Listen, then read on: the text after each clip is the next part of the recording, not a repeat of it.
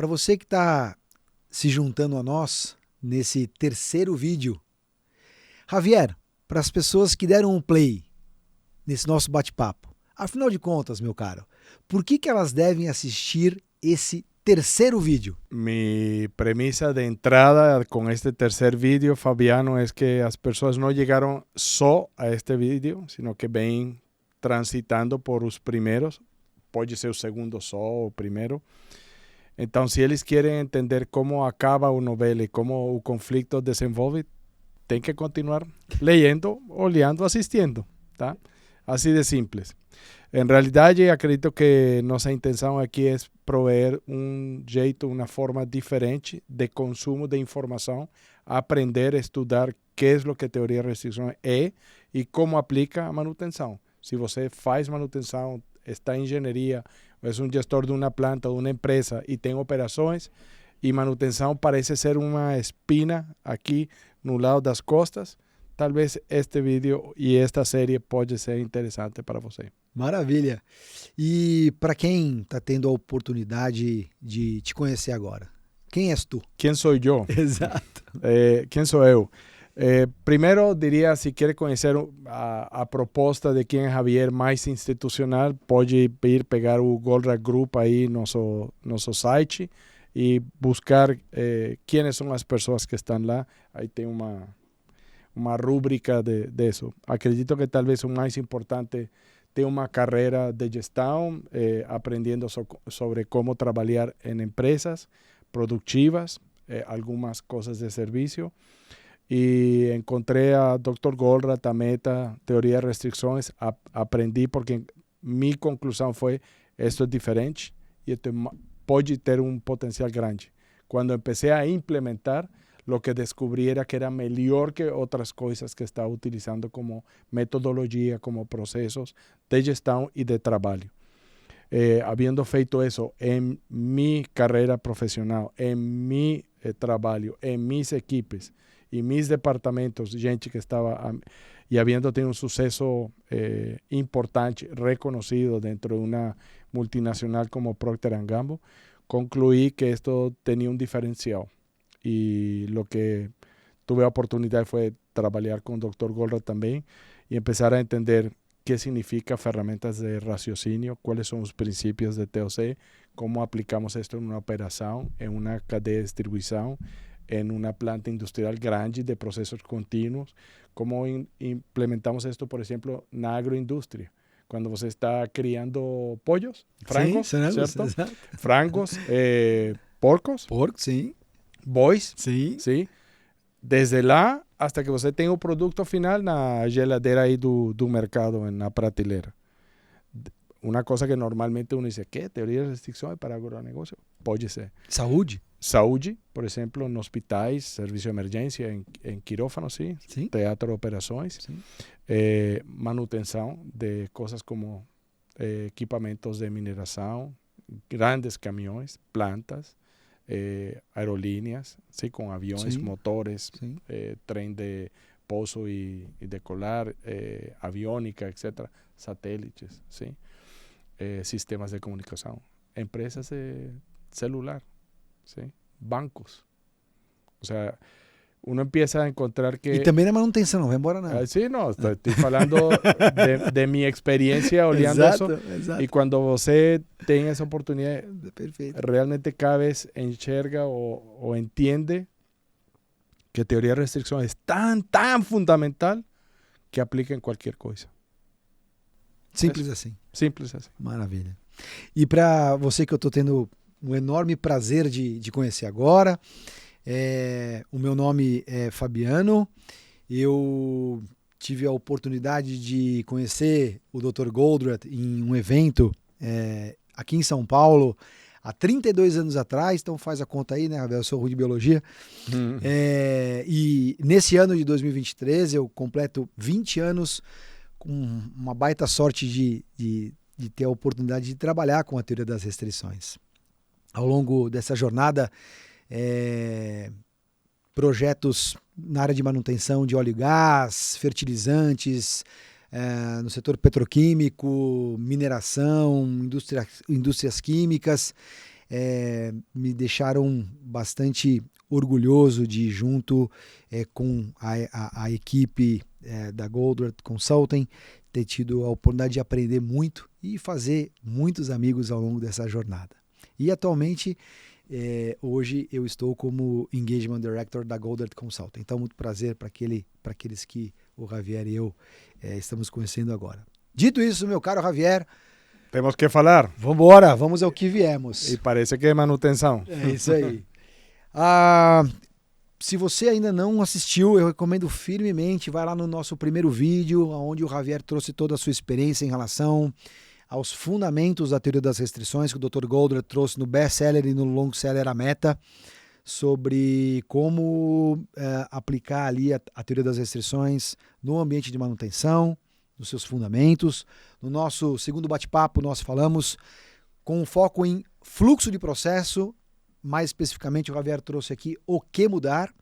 E hoje, vamos embora. Javier, afinal de contas, olhando para o fluxo de processo de manutenção, para o que mudar, meu caro? Para o que mudar? O sea que al final, se uno pega a lógica de como ele nos ajudava a construir o conhecimento, estamos falando da segunda etapa. Já definimos qual é o problema, o impacto, todas as coisas negativas, ruins que dá e por que o performance e desempenho é como é, tá?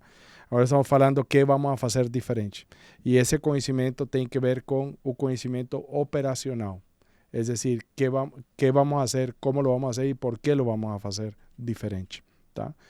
E olhando o que falamos do fluxo, onde você tem uma demanda variável, tem capacidade fixa, e essa premissa que temos de tratar de liberar as coisas. Temos que falar de gestão do projeto, certo? Sim.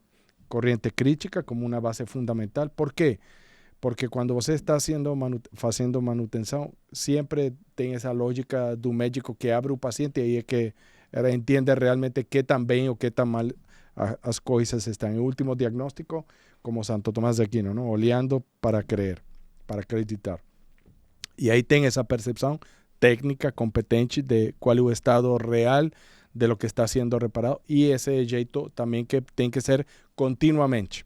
Sí, continuamente cosas van quebrando y vamos acumulando experiencia hasta el punto de poder predecir cuándo a falha va a acontecer de algún jeito probabilístico particular.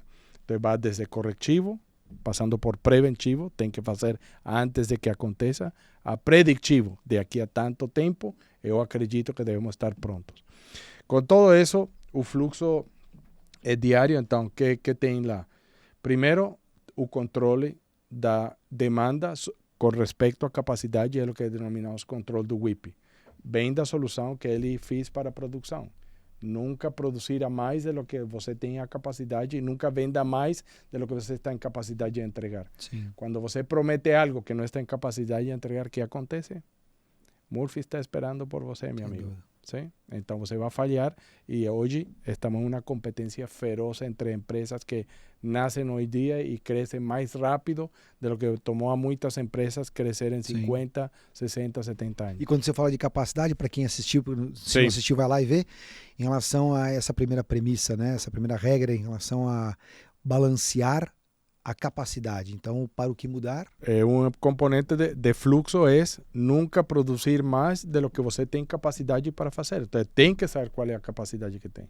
Se você decide por algum estímulo, que são os KPIs, óptimos local, máximo global, o que estávamos falando antes de máximo local, você sempre vai tratar de que todo recurso esteja ocupado. Sim. ¿Sí? Porque recurso sem trabalhar é desperdício. Essa é a premissa. Sim. Se mudamos essa premissa e decimos, não, lo que tem que é, dentro desse fluxo, algum gargalo há. E o gargalo geral é a capacidade do equipe de manutenção. Você pode ter alguma especialidade que seja menor em HH ou em capacidade que você tem diária para atender o fluxo. Mas quando, Sim, não, fala, quando o Murphy ataca e você tem uma forma de gerir a sua capacidade do seu fluxo e processo de manutenção, sempre com o objetivo, como você falou, de ter a capacidade balanceada. Quando a capacidade ela é balanceada, o fluxo ele tem capacidade de absorver o... Aqui temos que diferenciar entre capacidade balanceada e balancear o fluxo. Ah, tá. Sim? que significa capacidade balanceada. Todos os recursos têm mais ou menos a mesma capacidade e você coloca a demanda sobre essa capacidade máxima. Isso é o que vai garantir é que o gargalo salta por todos lados e você nunca atenda o serviço que você quer dar. ¿Sí? Para eso falaríamos más de operación. Eso no voy a explicar la lógica de por qué eso acontece, pero eso es una premisa errada y que ainda es utilizada como parte del conocimiento geral que es entregado en ingeniería industrial, gestión de operaciones. Pero el elemento fundamental de balancear el flujo quiere decir que você nunca va a sobreproducir, es decir, nunca va a colocar más trabajo que la capacidad que você tem para asegurar el flujo. Pero entonces después você aplica el segundo principio de flujo. E terceiro, que é que você tem que eliminar os óptimos locais. ¿Sí? Isso que quer dizer? KPIs, regras políticas, você tem que assegurar a sincronização. E se a sincronização demanda, e ele demonstrou claramente que qualquer processo tem por lo menos uma restrição, gargalo, certo? Potencial, significa que você tem que ter mais capacidade em outros recursos. O sea, que tem que ter uma alta tolerância que alguns recursos trabalhem menos ou menos frequentemente que o gargalo ou que a restrição. Mas espera aí, se eu tenho recursos ociosos, isso custa, Javier? Não, porque você não paga mais por trabalho, porque não está sendo destajo. Você está, quando paga a gaga, você quer que sejam utilizadas. Mas se você trata de utilizar todo isso, dilui a capacidade e é menos efetivo. Então, é demonstrar que você tem, com uma agrupação, uma consolidação da capacidade máxima sobre o equipamento, o recurso que vai ser atingido, você vai mais rápido.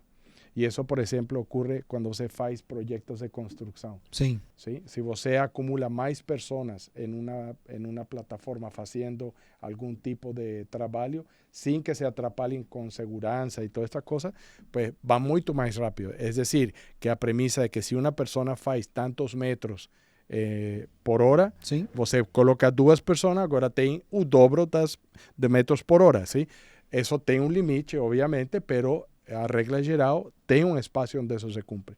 E dessa lógica é exatamente igual para manutenção. Só para eu organizar meu raciocínio dentro da ideia de você trazer a sua experiência sobre para o que mudar.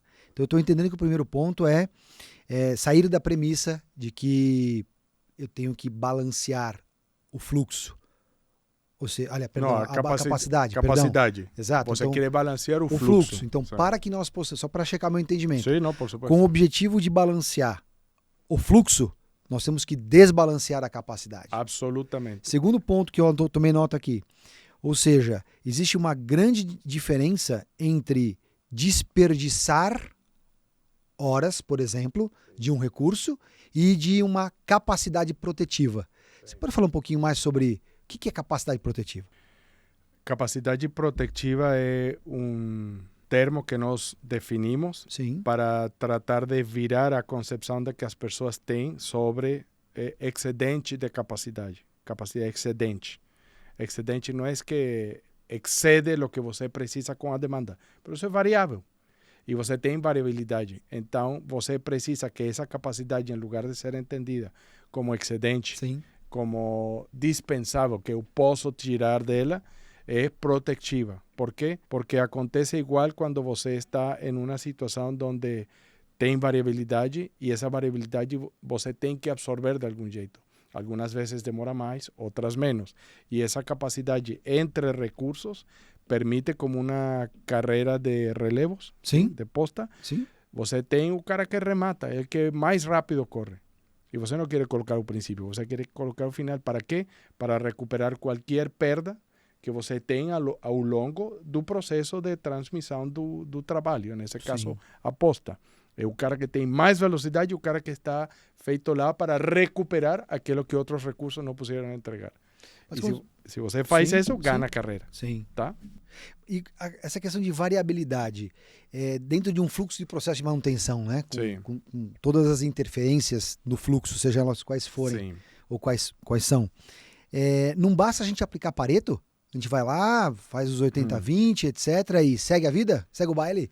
como dizem minhas filhas. Pareto tem lugar dentro da lógica de tomar decisões, pero você sempre tem que lembrar que Pareto definiu que essa regra se cumpre para variáveis ou elementos independentes. Quando você tem um fluxo que tem dependência, e isso por isso Goldratt para mim tem um gênio que definiu e insistiu que era dependência mais variabilidade, então a regra de Pareto já não cumple, porque tem dependência.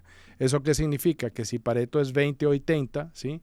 20% dos recursos geram 80% do ganho, receita, etc., o resultado.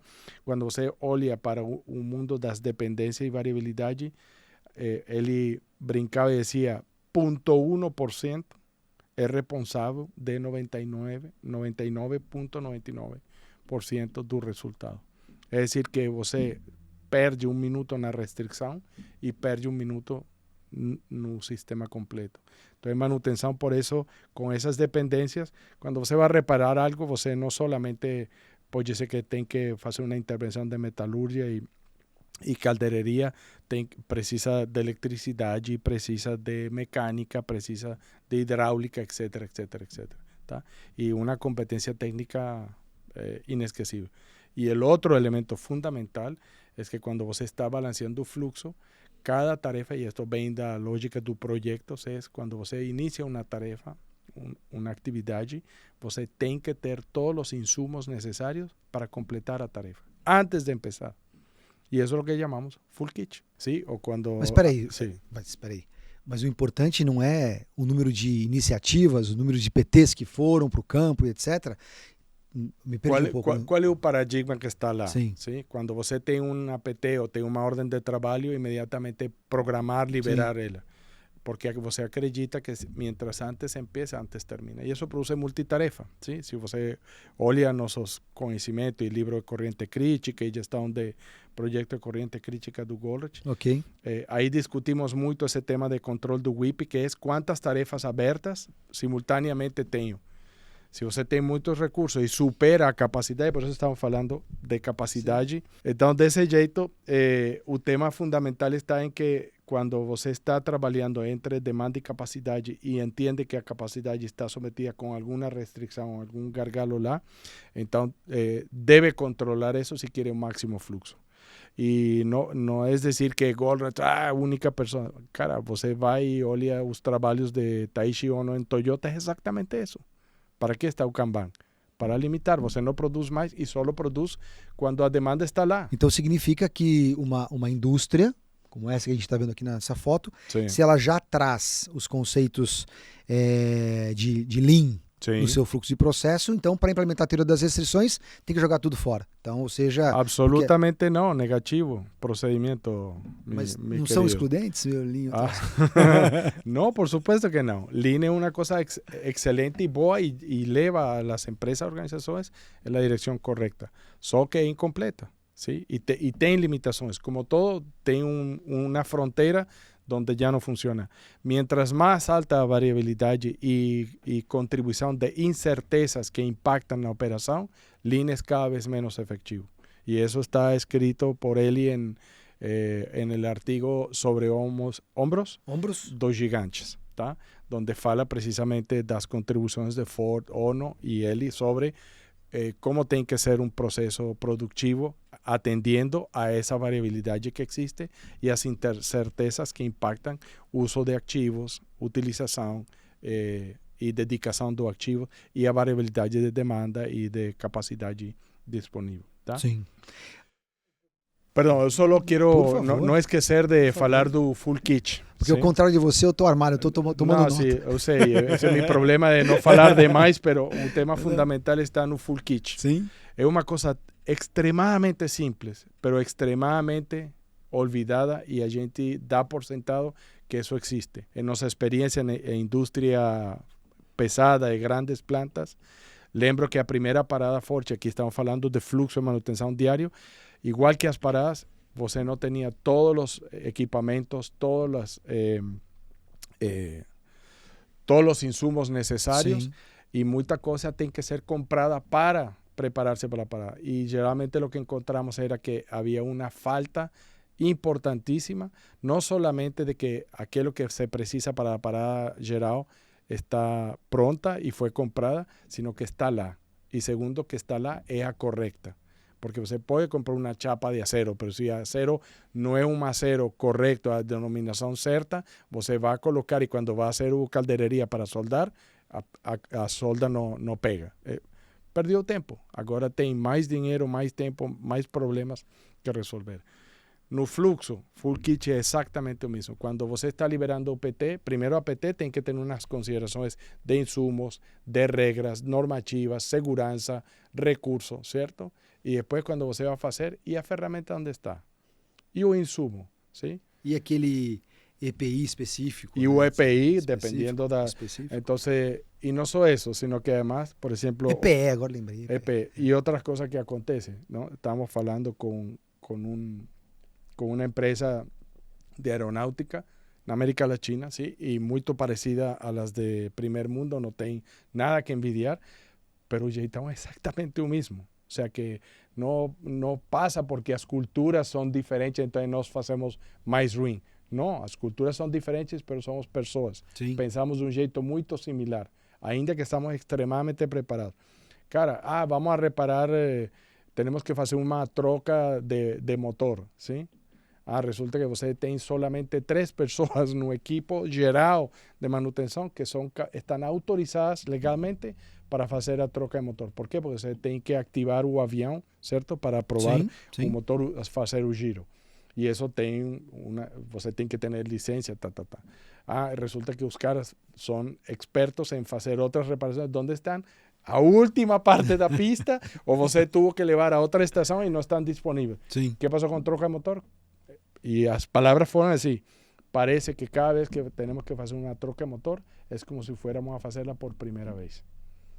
Cara, o full kit não está, a ferramenta não está, o cara que tem que estar dentro do avião para ativar não está, esse tipo de coisas. Fantástico.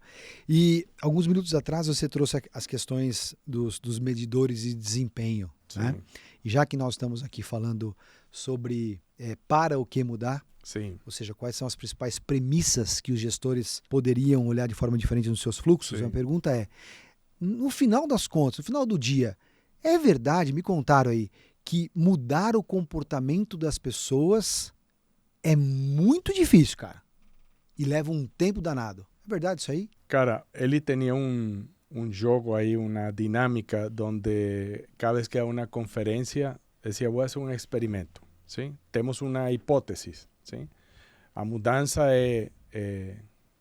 as pessoas resistem à mudança porque as pessoas são inteligentes, certo? É dizer, que mientras mais demandante, mais grande a demanda exigida para mudar, mientras mais grande a mudança, as pessoas deveriam resistir a mais. Certo? Essa é a hipótese. E outra é que não tem nada a ver com a magnitude. Tá? Essas são as hipóteses. Então, temos que testar. Ele pegava qualquer pessoa e dizia, listo, eu vou propor uma mudança que você nem imagina e que vai mudar não somente hoje, sino sua vida de aqui para frente. A vida de você, a vida de sua família, a vida de toda pessoa que você conhece. Nunca... E a pessoa empieza a ficar, meu Deus, que vai acontecer aqui? Que mudança é esta? Eu vou fazer um cheque de meu dinheiro por $10 milhões e vou assinar e vou entregar para você, com seu nome lá. Lo único que você tem que dizer é, aceita ou não aceita? Não passava um segundo, ou frações de segundo, a pessoa dizia, aceito. Sim? E ele dizia, como assim? Você acredita que a mudança vai acontecer? Sim. Sim. Você acredita que a vida dessa pessoa vai acontecer? Sim. A vida e a mudança de todo mundo que está ao redor, ou seja, virou 180 graus, ou seja, nada que ver. Você não pode nem predecir que vai acontecer, certo? E como assim que a pessoa demorou 1.2 segundos em aceitar semejante desafio? O que acontece? Então, não é a magnitude da mudança.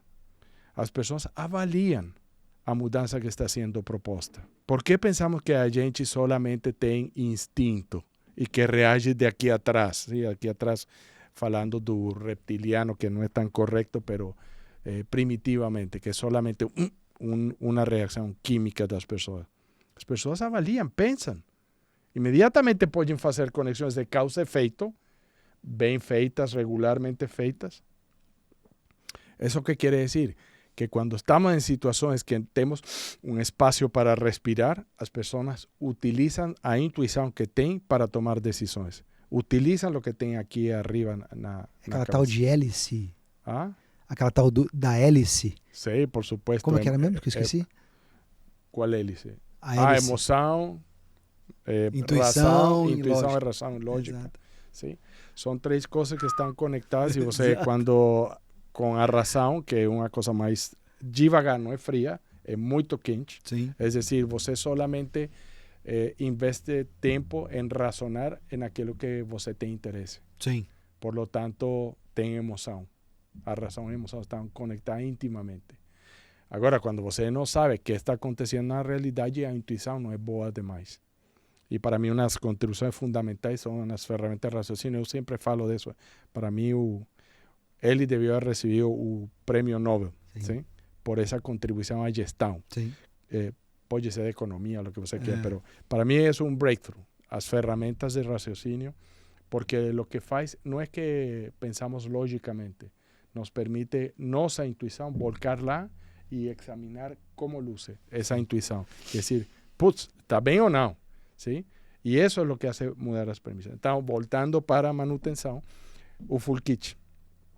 Se eu quero fazer algo, começar hoje e terminar hoje, qual é o full kit? Nós temos que preparar nosso full kit para hacer para estar o aqui. podcast. Ou deveríamos ter feito, né? Exato, ou deveríamos haver feito. Eu deveria. Mientras melhor o full kit, a ideia é que vamos emplear o tempo predito, assim. As coisas acontecem muito mais perto do modelagem que uno tem. E outra coisa importante, aí me estou desviando, pero quando falamos do óptimo local e essa coisa, olha que aqui temos full kit, certo? Estamos falando da capacidade com isso. E que significa? Significa que lo que nós queremos e funciona en el mundo aeronáutico, en el mundo de equipamento de mineração, en el mundo regular de fluxo. Tratamos de asignar a maior quantidade de HH disperso por todas as tarefas que temos. É decir, a meta é a maior quantidade de PTs ou de trabalhos, frentes de trabalho, trabalhando. Mientras antes empiezo, antes termino. Isso é a premissa do projetos, que também acontece nas operações quando as fábricas recebem um pedido do mercado que faz. Pum, vai para o chão, vai para o chão. E isso faz que o WIP, certo? O inventário em processo, cresce. E o lead time, ordens. Exato. Mientras mais trabalho eu tiro para a planta, mais longo o lead time, mais tarde entrego. Menos competitivo. Perfeito. Então, manutenção é exatamente o mesmo. Se eu controlo o nível de frentes abertos e a capacidade que eu tenho é capaz de fechar mais rápido, certo? Então, que em vez de um cara, quanto quero pôr? 2. E se puedo pôr 3, coloco 3. E que importa que tenha uma ordem de trabalho esperando? Se agora esta que me tardava um dia inteiro, agora posso fechar em 2 horas. Sim. Essa é a lógica. Tá? E tem um terceiro elemento. Sim? Ou seja, não somente o controle do WIP, sim? E o full kit, sino a sincronização do fluxo. E isso que acabei de dizer de mais pessoas para uma tarefa é o que denominamos deep clean. É decir, estou abrindo aqui, eu posso fazer mais de lo que está planejado. Faz! Por quê? Quando vai volver a abrir esse equipamento outra vez? Tá? E essa é a ideia. E em aerolínea passa exatamente o mesmo, em barcos, em trens, em equipamento, em plantas de plataformas de offshore, claro. Ou seja, onde você queira. Sim? Perfeito. Eu fiz as minhas anotações e eu ia fazer um resumão aqui, mas não vou não. Então você que assista de novo, né? Vou ver o vídeo! Vai ver, assiste de novo. Outra vez, isso aí. Maravilha. Então, me encaminhando aqui pro final, Javier. Suponhamos que o Javier e eu conseguimos trazer aqui algum eventual insight.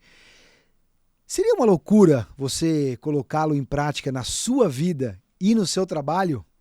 Ao longo desses anos, muitas vezes, quem estava do outro lado da mesa, como muitas pessoas que estão do outro lado da câmera ali, quando ouve a essência da teoria das restrições, e agora trazendo aqui, que eu não vou dizer que eu anotei, você que assista de novo, para o que mudar num fluxo de processo, a minha última pergunta para você é o seguinte, mas não é óbvio? Cara, pode ser cara, né? Caracas, caracoles. Olha, você é um dos amigos que eu falei no início. Perfeito, obrigado. Acredito que o melhor exemplo que eu posso compartilhar é uma coisa que aconteceu ontem. Um call que tivemos com um par de pessoas interessadas em trabalhar com teoria de restrições com nós para melhorar o desempenho da empresa como um todo, partindo da responsabilidade que eles têm. Esse é o contexto. Sim? E são caras do marketing. São 2 pessoas do marketing. MBAs, engenheiro, outro cientista, e mais ou menos. Então eles querem vender mais, né? Querem nos contratar. Querem vender mais, por Mas supuesto. Eles nos contrataram para vender mais. Para vender mais, por supuesto. Sim? Não tem nada a ver com manutenção, pero tem que ver com, estamos falando, bueno, para que mudar. Exato. Estamos falando e minha proposta ou minha indicação foi, está perfeito, sin embargo, temos que olhar isto de forma holística. Você tem que ver o todo.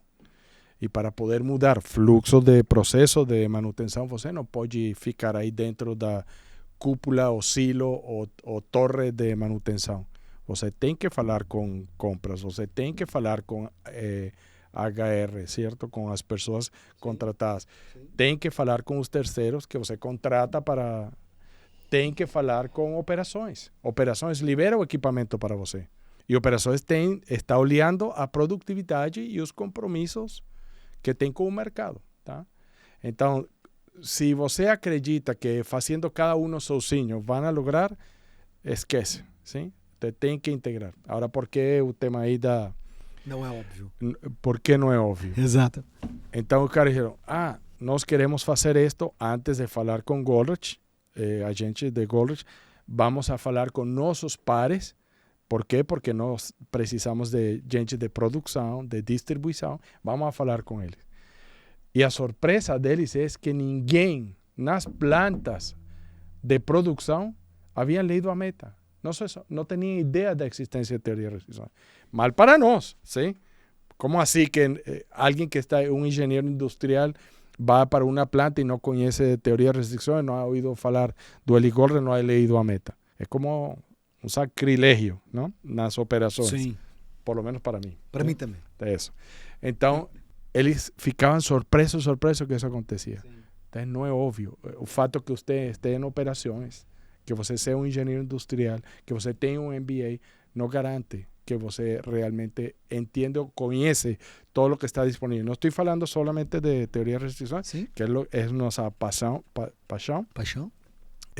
porque acreditamos que é o que melhor funciona hoje. Se amanhã aparece outra coisa e funciona melhor que a teoria de restrições, você tem certeza, pode ter certeza que eu estou falando aqui daquela coisa o dia seguinte, tá? Hasta que não apareça, eu sigo falando de teoria de restrições Goldrich, porque em minha visão, em minha experiência, é o que melhor funciona. Então, não é óbvio. O fato que uno acredita porque uno tem emoção e tem toda esta coisa e o que hemos podido fazer, não significa que todo mundo pense igual ou que todo mundo valore igual, e porque eu fale não quer dizer absolutamente nada. Então, qual é o mensagem? Cara, pega o vídeo, lê a meta, vai e investiga. Não há pérdida, é um investimento seguro. Como nós decimos aí também na Venezuela que aprendi, é como pegar disparar um tiro no chão. Sim. Não erra, não tem erro. Perfeito. Sim? E aí com o chefe. Exatamente. E o meu não é óbvio, já que eu acredito que não todos, mas a grande maioria das pessoas que estão nos vendo aqui atua na área de manutenção. Apesar desse grande cliente que você trouxe aqui ser de marketing, então o que eles querem é vender, eu acredito que a teoria das restrições, especialmente os seus processos de raciocínio, faz com que, parênteses, um dia me perguntaram, o que você faz? Eu sou vendedor. Aí uma pessoa estava perto de mim e falou, não, como assim vendedor? Você não é vendedor, você é engagement director. Não, eu não estou engagement director. Eu sou uma pessoa que acredito que, como você e todos aqueles que estão nos assistindo aqui, que dioturnamente tem que vender uma ideia. Então, talvez... O mais difícil. Mais fácil vender uma caixinha. Uma ideia desafiador. Pero gostoso demais. Muito obrigado, Javier. Prazer.